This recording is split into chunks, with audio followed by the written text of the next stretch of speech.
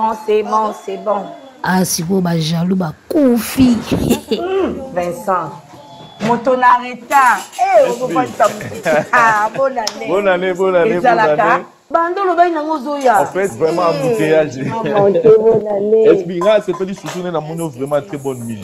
Parce que Nayo qui trop, Bouté mes panzani, on s'est dit mais qu'est-ce qui se passe? Mais tu vois, Baboyo Kawana, mais qu'est-ce qui se passe? Tu vois, c'est là, il fait dans la yana nous, tout cela, mais oui, na suka na piscine calais. Yo kaka, so komika po yebisinga yi. Mais résidence kitoko SB, félicitations hein. Jour aux autres, yebisinga ko sukola. Mais en tout cas résidence kitoko SB. Donc aux avena, donc on va pas vous commencer à faire là yo hein. Nakota.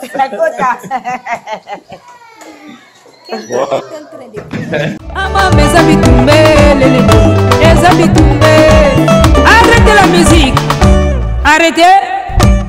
Katazoba. Big up la famille, Mbote bonjour et bienvenue sur notre chaîne. Et nous sommes Boalououdou TV, nous sommes Katazoba, la chronique Intello. Je suis la gourou du temple Eagle Woman, la maman des aiglons, autrement dit. Mon amour, si la vision Mbanga état d'esprit, toujours présente pour vous donner le meilleur de nous-mêmes. Restons ensemble dans ce cas, il n'y a pas de souci.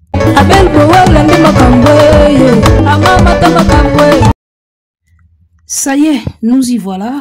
Et voilà, mesdames et messieurs, très chers abonnés de cette chaîne, aujourd'hui on va aborder un sujet autre que la musique. Et Ndenge Boyebi chaîne Nabiso, Boalououdou TV, dans Katazoba, on parle souvent de la musique, les actualités, les artistes, chanteurs, musiciens, parce que Bissolo et CP Bisso, ils en ont au terrain à musique.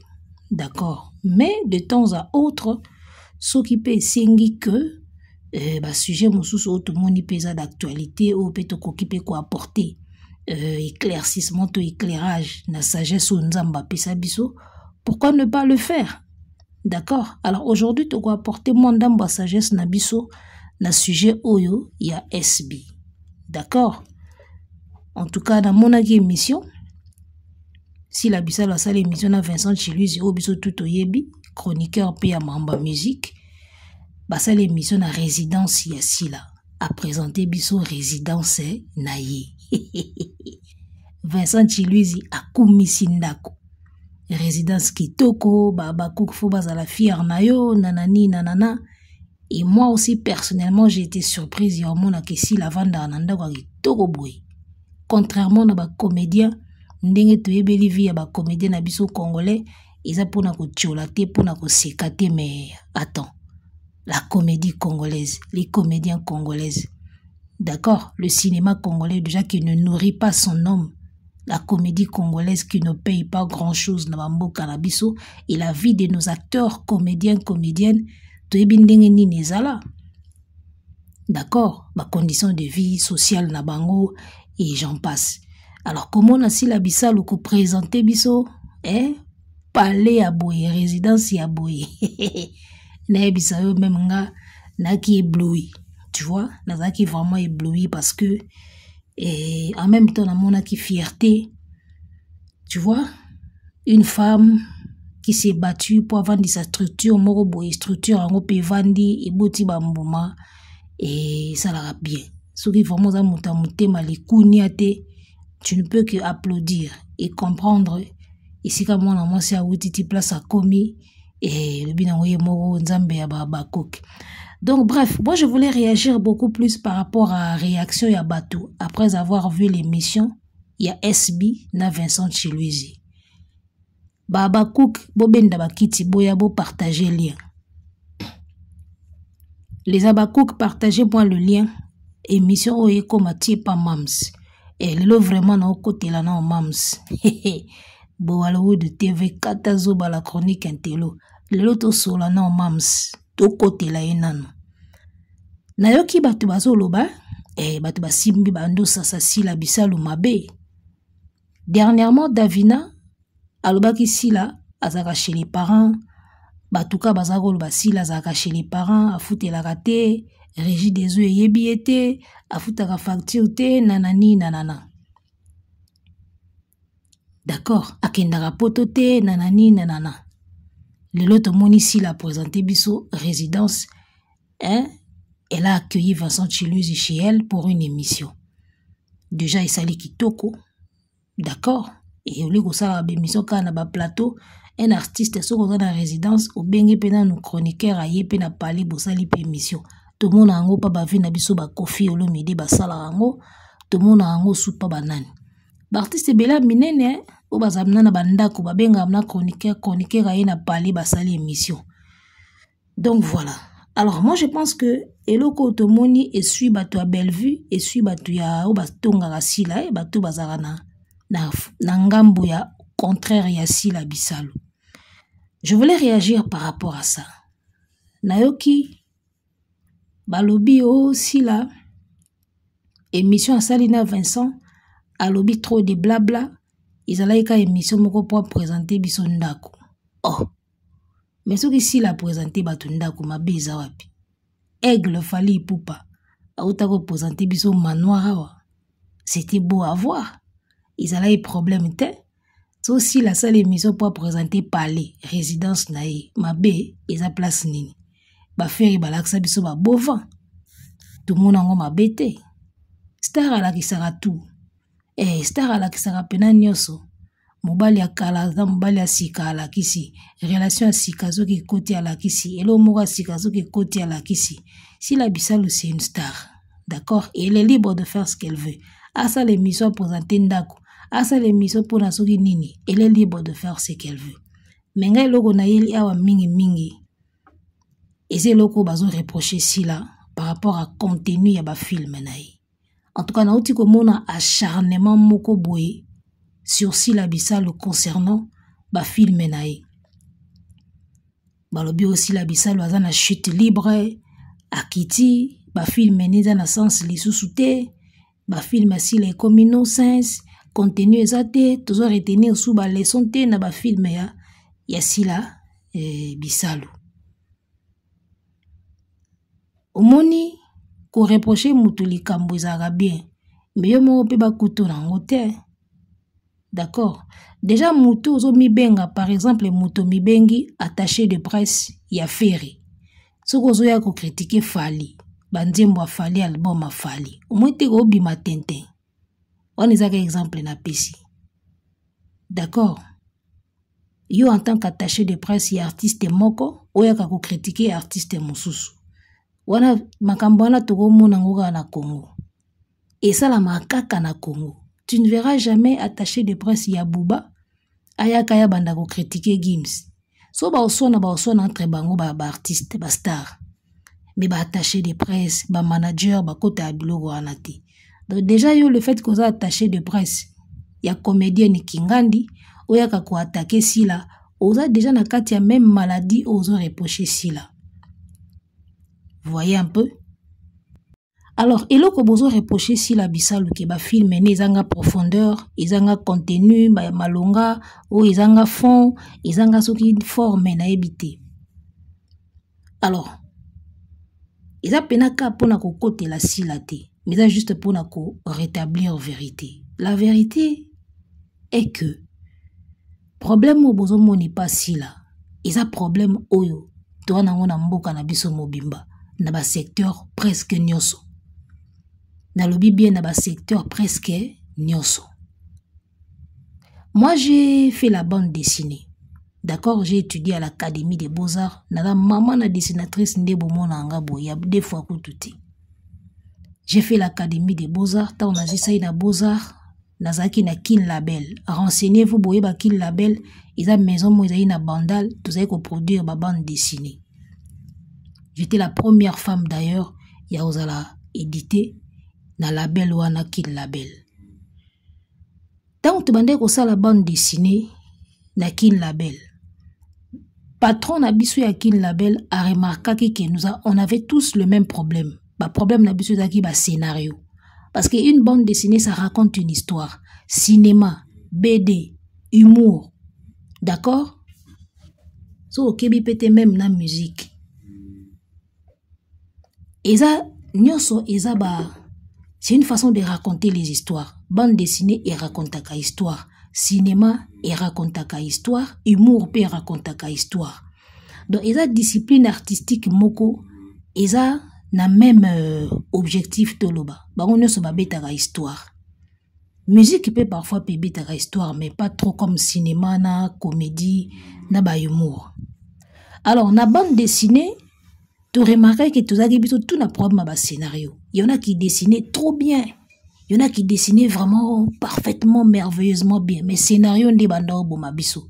Jusqu'à ce que on a fait appel à un blanc pour venir animer un atelier de scénario. On a eu cette chance-là dans la bande dessinée. C'était payé par un partenaire nabiso. Mundele pena longue potoyer na bandal kawana na bureau nabiso. Tout ça pena semaine mobimba ya formation séminaire pour na oye kolaka comment kokoma scénario. On avait un problème de scénario et ce même problème de scénario ils a tina ba groupe à théâtre. Tina ba cinéma ba théâtre na biso populaire congolaise. On a toujours ce même problème ya ba scénario. D'accord? Donc le problème on a kolati sango si la yemoko. Je trouve ça déjà injuste. Il y a un problème, il y a Silakate. Il y a un problème, il y a Mboka Nabiso. D'accord. Problème, il y a un scénario. Ils ont persisté dans le domaine moi mingi. So tel même dans la musique Nabiso. Au moins, on a un clip et au balanati. Il y a un problème scénario. Hein? Au moins, on a un temo mutoyembi na nzembo. Na clip basali, cohérence ezate. C'est des problèmes comme ça qu'on a tous dans Mboka Nabiso. Alors, nous avons encouragé Sila te, mais nous avons lobaki qu'on s'acharne ka na Sila et ils ont mauvaise foi. Sinon, ils ont problème au Congolais belé ba nango. Kende même na ba BDiste congolais, tala ba scénario et ba bande dessinée. Il y en a qui sont forts, il y en a où tali pena dessin qui tourne mais scénario zolo ba mais ils ont nini au juste. Donc voilà. Tout ça n'a pas problème avec le scénario. Alors, si vous avez bien des comédiens, mingi bakenda musika te na banchike. Ils ont critiqué te ko kitisa bango te ko finga bango te me bandeko na biso ba comédien ebele bakenda loin te na banchike. To bando bimisa ba diplôme na bango, to bando bimisa ba école batanga, vous allez remarquer que mingi ba kata banchike pour basalaga musalango. À l'époque, on pensait que pour l'artiste, il faut tangati. Ba musicien belé batanga mingite, ba comédien belé batanga mingite. Yango na loba eloko souvent na ba émission nanga ba parents botang sabana. Ata mona ebiso ki aoza l'artiste, tangisa ekutu makasi koleka. Parce que problème auto connaître lelo na ba artiste na biso. Il faut pas qu'il se répète. Moi, j'aimerais que génération oyo ya ba artiste ba tangite ba olo ba français mabe na ba TV et soukaka na bango. Bano ba oya sima. Et ça a une génération où tu as un musicien mais qui s'exprime très bien ya osaganate. Un comédien mais qui s'exprime très bien ya osaganate. On veut une génération comme ça. Et c'est fort possible que ça lama. Manque ya classe et souffert resentaka na ba discipline mingi to na ngona Congo. Ya otebisa ka musicien congolais moko ye fois zonga ka classe. Base bele fois bazonga classe surtout na ba théâtre. Kozanga kotanga etindi ba comédien mingi. Le talent est là. D'accord? Je n'en disconviens pas. Le talent est là. Mais manque yanchik. Et ça li sa ba bavure rebelle. Tala ba gag congolais ndenge ezalaka. Tala ba film congolais. Mingi ba scénario nango ezalaka bâclé. D'accord? Ba scénario mingi ezalaka bâclé. Muto ayebi dissertation te. Atanga te. Dissertation, introduction, développement, conclusion. D'accord? Choisir un thème, tu vas développer. Mouto ya sala travail de fin de cycle, te TFC en sigle. TFC. C'est-à-dire aux sujets moko bandi ko développer en gros sali mémoire na yo to TFC na yo au défendre en gros na G3 to na licence de L2 ba beteli maboko alongi na ye au passé classe. Beaucoup ne sont pas passés par là. Yango mona ka ba scénario ebele na ba théâtre ezo za la bâclé. Oyebi au sala ninité. Dissertation te. Au sala travail à fin de cycle te. Oh, comme un scénario malamu ndeni. Bozana ba scénario à kitoko te. Moi, j'ai toujours remarqué défaut moko na façon ya ko traiter ba sujet na ba film na biso congolais. D'accord. to traitaka ba sujet mingi na ba cliché to kotaka na profondeur ya makambo te to sukaka na ba cliché moko o déjà bato basala ba film liboso batikela biso biso pe to continuer kana ba cliché wana ole biso to kotaka na profondeur ya sujet exemple moko moke na opesa eza na ba film moko na mona mingi ba congolais basalelaka na ba théâtre ba thème moko ba exploitaka na ba film congolais basala ngoka de la même façon. Na par exemple ba neti ba film ya ba gay. D'accord? Ba film ya ba deux fois. Kale basala film moya ba deux fois. Bobo asala film moya ba deux fois. Base belé, ou basala ba film ya ba deux fois. Mais remarquez na ba film ya na nyoso. Izala kaka pasteur moko foya na suka. Eza milimo mabe. Foya ko sambela akena délivrance abongwani azongi normal. Ça ce sont des clichés les gars. Naza te pona ko encourager ngo to ko sala promotion nango mais cette façon de faire boke tala ba film yana na web sabino kale ba sala film mo ba deux fois bobo asala ngo ba te belé ba sala ba film à deux fois mais ba kenda non kana sens moko eza milimo mabe il faut qu'il n'est pas pasteur abimisa milimo wana eza milimo mabe na suka nango moto abongwani azongi na voix normale to boité c'est une bonne leçon. Mais vous ne traitez pas le sujet na source d'ango. Est-ce que nos acteurs prennent le temps à se documenter na ba sujet ou ba lingi ba exploiter na kati ba film to ba théâtre na bango? Je ne pense pas.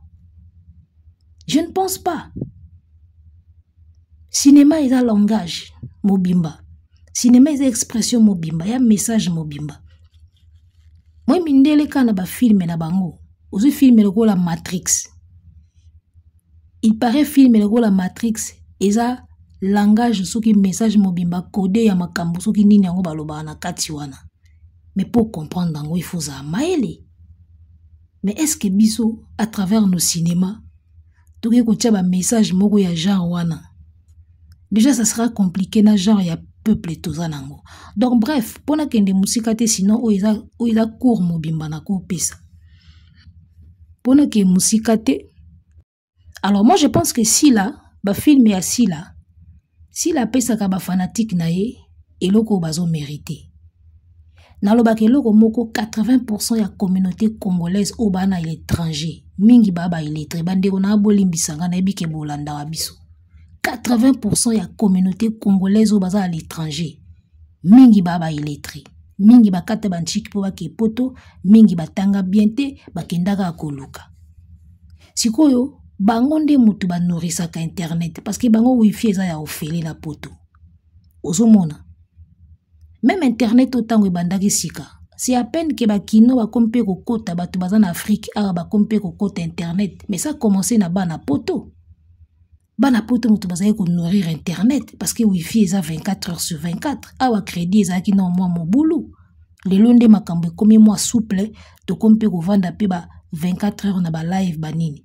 Mais en majorité, ils bana poto de batala mingi, ba consomma mingi ba biloko to tchaka na YouTube. Ezala ya théâtre, ezala na musique, ezala bana poto.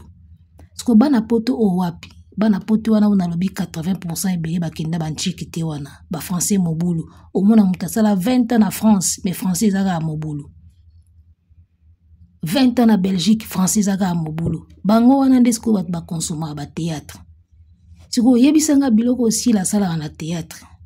Asala ba pièce ka o ezo correspondre na bato wana batalaka. Omoni. Terrain wana bozo lukela sila soka bimi na terrain wana ta mususa o perdre ba fanatique ebele. Ba o comprendre esouté. Il faut penser à ça. Moi je pense que l'artiste est libre de se choisir un public cible. Ezalaka choix pe. Oponi public cible na yo. Sila a cible public na yo balinga biloko asalaka. D'accord. Alors bino so bolingi bo monaka asila akoma international mbala moko akomi lokola ba cinéma français na ebité so bolinga ya koma neti nini. Ça va être compliqué. Déjà il faut savoir marcher asila eza YouTube. Na ebité so siko akoma koteka na ba Netflix na ebité. Mais marché principal ya ici là c'est YouTube. Il fait des films, il met sur YouTube, il gagne des vues, il gagne de l'argent. C'est qui regarde YouTube? Nani atalaka YouTube? Majorité ba Congolais na biso batondi na poto o na lobi baza 80% wana batanga mingiti. nde public asila. Il s'est choisi un public ya lingala, il s'est choisi un public au époque à Mobutu bakenda otunda na poto. Bango nde public asila. Aosala makamka par rapport à public cible nae. Le jour où Agolinga changer public cible, c'est à elle de voir. Mais un artiste, quand tu choisis ton public cible, il faut bundana nango. So oponi à lingala bundana nango, oponi à français bundana nango. Tu vois, c'est un choix. Alors, bozo s'attaquer na sila bozo bake sila zaka na public alingala, azaka na ba film moko terre à terre, c'est son public cible. D'accord. Et c'est pas un péché. Na opé ça un exemple kana YouTuber, bobeta Marodi TV.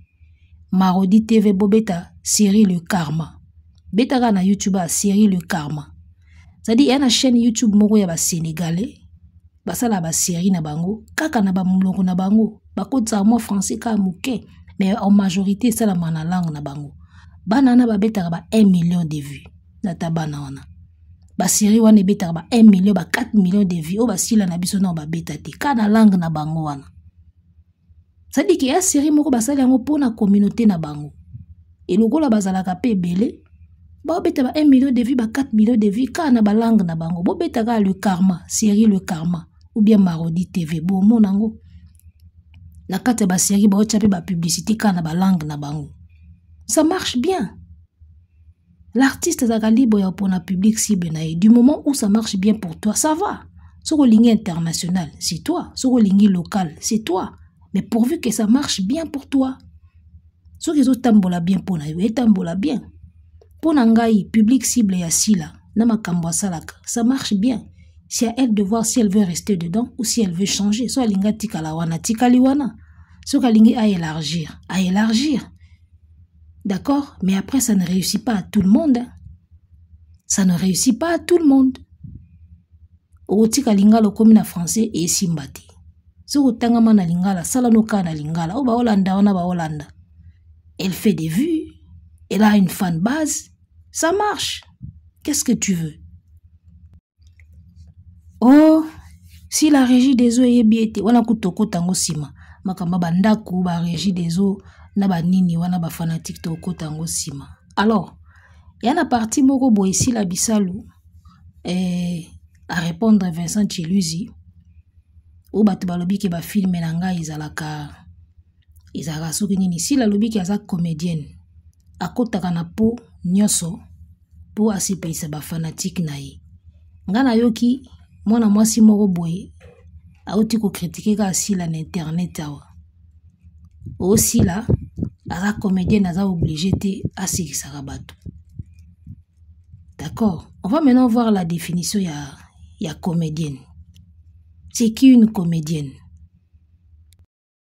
Balobi na biso comédien ou comédienne, personne dont la profession est de jouer au théâtre, au cinéma, à la télévision ou à la radio. 2 points, acteur, actrice. Donc voilà, comédien, asa moto profession na eza ko jouer na ba théâtre, na cinéma ou to bien ba acteur na ba actrice. Si la za comédienne. D'accord. Alors on a habité en quoi beaucoup reproché si là le fait qu'il y a porter plusieurs casquettes parce que lo ko sui bato mususu awa po si la lobi ke ngai nakotaka na po ya personnage nyoso nako sekisa nako kopesa mawa nako za liboma nako kozala nyoso po naza comédienne nako kipe ko sekisa ainsi de suite si ko moto azotelemela sila yake na biso na définition ya comédienne pour la qui s'abiso que si là aza obligé à ce qui s'abatouté. Mais est-ce que à quel moment la définition ya comédien va exclure que c'est qui ça? À quel moment la définition ya comédienne? À quel moment va exclure côté ya c'est qui ça? Lorsqu'on dit comédien, aza moto a jouer na théâtre, na comédie, na cinéma ou na radio. Un comédien, c'est celui qui suit le script. Na scénario, na rôle, ba pesio, soki okoseki ça. Okoseki ça. Soki okoseki ça te, okoseki ça te. Soki okolelisa, okolelisa. C'est ça un comédien. Ce qui n'est pas le cas avec un humoriste parce que humoriste a ce qui s'akakaka. Mais il arrive aussi des humoristes épais à beti pe les solo moroboué et puis so pe moi mawa. Mais bavanda mingi wanati. Bango baza wana kaka pona kosekisa. Donc machine ya kosekisa. Bandane bandeliti na suka. Alo pompe kaka ra bosika tina suka. Wana ba humoriste. Mais baza pe ba comédien. D'accord? Parce que quelque part, l'humour, le stand-up, il a aussi formé à théâtre. Tu vois? Donc, si la soki a lobby qui y a ce qui s'arabatu parce qu'il y a longo la rabatu bas stress, ils a choix naé. Ceux qui fan base naé ba sepela ranango. Ba sepela ranango. Oko kende ko bimise la biso définition en comédienne, comme si la définition en comédienne, on a exclu le fait qu'il y a aussi qui s'abattent. Non, tout est dedans. Tout est dedans. Le comédien, selon le script, selon le scénario, il va faire ce qui est écrit. Ce qui a aussi que ça, dans le scénario, a aussi que ça. Mais l'humoriste, a ça, on a qu'à pas ce qui s'abat. D'accord. Aux artistes étaient, pour attacher des presses, il y a comédienne moroboé, ou lingi oya rolati sa sila, ba bêtise moroboé. Ce que Monique ba scénario ya sila, to ba théâtre ya ba film ya sila, ezanga ka profondeur, ezanga ka message. Kotala na ote. Oh batalaka makambo na kati bayebi eloko batalaka. D'accord? Nga nasala constat moko boye na parcours na nga nyonso naza nango. Nasala constat moko. Mutu akomaka likolo pamba te. Il y a forcément elo moko asali. Il y en a forcément elo moko asali. Soit il y a bien, soit il y a mabe, mais forcément il a fait quelque chose. On a de 1. De 2, constat na sala ya mibale, c'est que un artiste akoma populaire pambate. Akomaka aimé na ba fanatique ebele pambate. Il y a forcément un truc où azo sala bien, ba osepela nango. Ezaka hasard te. Parce que biso ba artiste to kanelo mo mona so mutu mo ba komi na popularité. Omona bozo critiquer mais elo ni nango sala ya grave, batu ba olinge boy. Elo ni nango sala ya grave batu batala ke belé boy. Ezalaka pamba te. Yo peut-être ozo mona ngo te, mais soko vandi o luki bien. O mone logo asala ke batu balandai. E komaka pamba te biloko wana. Lelo na mamba cinéma congolais, ponga benga ngo cinéma congolais. Bana basi mutu basimbi pena cinéma na biso ya YouTube. Et na tête d'affiche eza sila. Eza kuya wanga na te, eza kuya ya olota te. Bana basi mutu basimbi cinéma na biso. Et na bana basi wana sila za tête d'affiche. Batu bazo produire ba film et baza. Mais sila mutu aza pena ko chapeauter. Et qu'est-ce qui fait que sila nde a chapeauter côté wana? Anelo mo azo sala ba congolais ba olingango. Parce que la majorité balandango ezalaka ba congolais. Anelo mo asala ba sepela nango. Alors atika ko sala ngo pona bino. D'accord? Atika ko sala ngo pona bino. Peut-être, peut-être pas aussi. D'accord? En tout cas wana choix wana yemoko muta osalango. Soki atika ko sepelisa ba fanatique na ye, akoma ko sepelisa so banani yemoko muta osala choix wana. Sinon artiste nyonso zaka libre ya choisir public cible na ye. L'artiste est libre. Biso to pona ko sala humour na français. C'est pas que tu ebo sa ngona lingala te. Mais to pona na biso public oyo balobaka lopoto parce que tozaki na vision na biso mususu. D'accord? O pe ba pona na bango lingala. Et après vision na bango, ba pe ba mettre pe na coin na bango. Ba vie de loin, ba esobe, ba okende pe na poto ba se produire, ba pe na ba fan na bango. Voilà, c'est question ya choix, tu vois? Alors, pona koloba ke si la bisalu ndako wana la kisi eza ya yete, aussi la za made in fanatique, mais na art na biso ya Congo ba fanatique kande ba salaka ba leader na bango. Échange te yo te mutu ko changer ngo, ba fanatique ka mutu ba salaka artiste na bango. Ekenda bongo. Toza Hollywood te, toza États-Unis d'Amérique te, toza Congo démocratique république. art awa eza moins compliqué ba fanatique ka mutu basalaka ba artiste na bango point barre. D'accord. Aussi la ndako wana eza ya yete ata kutu méchant omoni méchanceté moko ezaka na communauté na biso congolaise yango pena balobaka congolais ko abotama na kindoki dia na libumu. Tomoni sila na kati ya ndako Vincent félicité yo ye osala émission ndako wana ya yete. Tango zolobaka ndako wana eza ya sila te. Est-ce que olakisi biso livré parcellaire? Olakisi biso te. Osali capture d'écran ya livré te. Olakisi biso photo ya mukolo ndako te.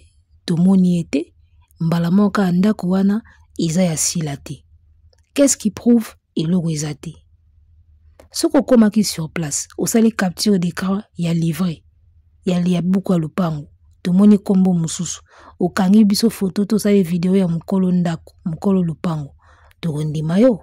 Tu n'as rien des deux.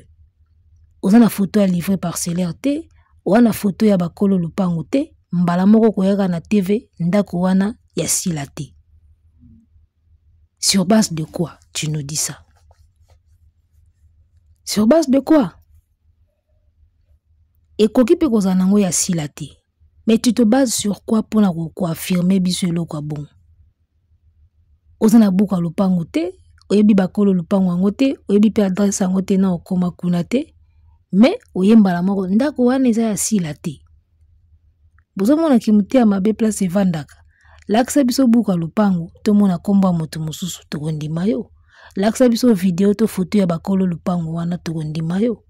Ozana eloko moko te comme preuve, mbala moko ndako eza ya sila te. Pourquoi po eza kitoko mingi, po eza bien mingi, ekoza ya sila te. Ba artiste musu nde bayaka na TV, na ba famille na bango bazala dia na mwa position ya bien. Mutu musu akozala asangisi na mwa muke na ye ya théâtre, na mwa héritage ndambu ya famille, amitongeli mwa bijou na ye. Oya oyebi so kate. Yeso betika machine ke film wana kotonga ndako aboye te. Nyoso bokomaka ko imaginer. Ovandika beti calcul bi jamais ba film wana salaka ekotongeli ndako aboye te. Eza ndako na ete alokimi mbangu na TV yoko lobango na YouTube. Wana preuve ta. Yana ba artiste mususu ba parents na bango batika ba héritage, batikela bango ba plan. Ako sangsana mwa ndambu ya musala na ye, asangisi na mwa ndambu ya oyo bazwaka na famille, asali makambo bien. Yo oyeba te. Tamsu botalaka musala artiste azosala, mais oyo aza nango na famille comme richesse, comme héritage ba parents batika boye barate. D'accord? Donc au juger batuka na makambo to mona ezaka moins compliqué. Il faut tout éviter. Si vous avez une preuve, il faut supposer. D'accord? Il faut supposer. Mais quand il y a confirmer, que ndako wana eza ya sila te. Wapi buka lupango ezate. Wapi photo ba kolo ndako to vidéo ezate. Parce que eza ya sila te ka po yo lingeza ya sila te. Totika ki mutea mabe. Obi na sala constat moko na carrière na ngai. Les fanatiques ne sont pas bêtes. Il y a bête baza. Et les fanatiques bazala bête te. D'accord. So moni fanatique a olande loko wana. So moni batu bazolanda mutu wana. Ene lo mo ba olanda kuna. Ba fanatique bazala bête te. Si la batala ke mingi, balanda ke mingi na ba théâtre na ye. Ils sont pas bêtes. Ene loko batalaka, ene loko balanda pas sila ou ba monaka. Ils sont pas bêtes les fans. Yo a tous mona e danger te. Aïbine ko jouer te asala eloko grave te ba film ne zaka mabe ou ba film ne mai mais batu batala ki ba yebi eloko ba mona na kati ba yebi eloko ba mona na kati muta koma ka populaire pamba te y a un truc au bat bazolanda y a forcément un truc yo nde nano moni yango te mais soko vandi réfléchir bien au monango au moni eloko découvrir eloko bat balandela asila. Bosaka na raté so boni mutu mo za populaire na domaine mo be bat ba Holanda, il y a forcément un truc. Ezaka hasard te, il y a forcément un truc oyo to sa ki bat balande. Yonde soko luki bien au monango. Au monango te pour l'instant, mais so vandi réfléchir au luki pena, tu finiras par trouver logo et sala ki bat balande mingi, batale mingi. Au monango. Mambonka tout le monde a la musique yango. Oh, fallait faux chanteur, mais il reste le plus streamé, le plus populaire. Et l'on dit ça là qui bat balande mingi. So vous tali bien bon mon et l'on ça là bat balande. Bon mon a l'on ça là qui bat balanda mingi, balingi mingi, balande mingi. Ata yozo mone faux chanteur mais population balandaki. Bat bazo kanga banzi moneti na bagabo. Bazo yemba banzi mba fallait on dit bango mbasalango. Il y a forcément un truc où ça là qui bat balande. So luki o mona nwango. So luki o mona na yango muta koma abongo pambati wana constanga na sala na vie na ngandi na banda carrière muta koma ka bongo pambati il y a forcément un truc. D'accord. Aussi la bisalo régie des eaux et yebiete. Régie des eaux et yebiete. O régie des eaux atinda ka facture na kombo ya mukolo lupango wana. Tangela biso ka mukolo lupango wango. Laksa biso vidéo na eto photo na e ezate.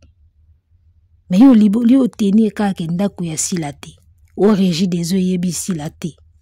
Facture yaka na kombo mukolo ndako. So mukolo ndako wana ni fa utanga kombo wango. Kindako wana ya silate, facture yaka na kombo ya kimantioni soki kimantiona. Utangi do yo yebi no pe mukolo ndako pete. Mais olo baka eza ya silate. Ah, YouTube, pour na ba vie tout ça là n'importe quoi. Donc voilà, analyse Soukiawa, bravo Nasi Labissalo, félicitations. Ngana zaka na respect ya musala na ye parce que mutako marabongo pambate et il y a un travail battu. Même si nazala na sepela ka pendate na ba contenu na bango ba film na bango et izanga makambo belé. Izanga vraiment makambo belé ba film na biso ya ba congolais. Mais bon, le rôle baba talango ba sepela na bongo tout ça ni tout consommer encore bongo jusqu'à ce que génération o aussi la génération mususu e botami tant biso pe to banda ba production ba film na biso on va peut-être créer aussi d'autres fan base to ya pe na idée mususu na énergie mususu tu vois to ya pe na mupepe mususu to créer pe tam sous fan base mususu o bazo réfléchir moi ndenge moko boy parce que ba congolais na biso batala ba théâtre lelo talaka ba genre ba commentaire ba tikaka pour sentir pena que to na communauté moko nzamba limbisanga siko ba genre ba film wana eza bien pour na bango. D'accord, il faut tous escouter génération mususu robotama ba fanatique ya marque mususu. D'accord, ba cinéaste pe ya marque mususu peut-être tout le monde a moins changement mais pour l'instant souffrir comme ça